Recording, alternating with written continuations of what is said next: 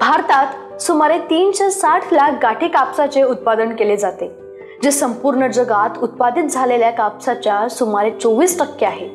काळी सुपीक जमीन आणि खत हे कापूस लागवडीसाठी फायदेशीर ठरते. पुरेसा प्रमाणात खतांचा वापर केला नाही तर चांगले उत्पादन मिळत नाही.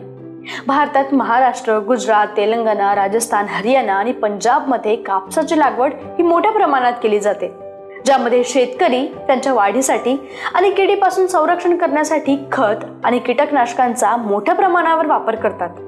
पण प्रश्न असा येतो की कापसासाठी कोणते खत चांगले आहे आणि कोणते नाही.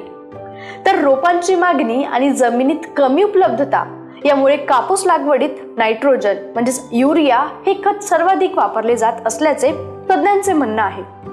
कापूस पिकाच्या फुलांच्या अवस्थेत पोटॅशियम नायट्रेट NPK 13:0:45 हे 200 लिटर पाण्यात विरघळून दर 15 दिवसांनी 2 किलो प्रति एकर या प्रमाणावर फवारणी करावी. पण कापसावर पहिली फवारणी कोणती असावी?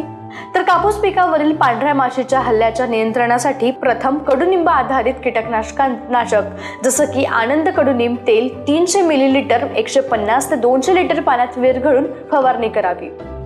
आता युरिया खत किती दिवस काम करते? तर दाणेदार युरिया पासून मिळणारा नायट्रोजन फक्त आठवड्याभरासाठीच उपयुक्त आहे.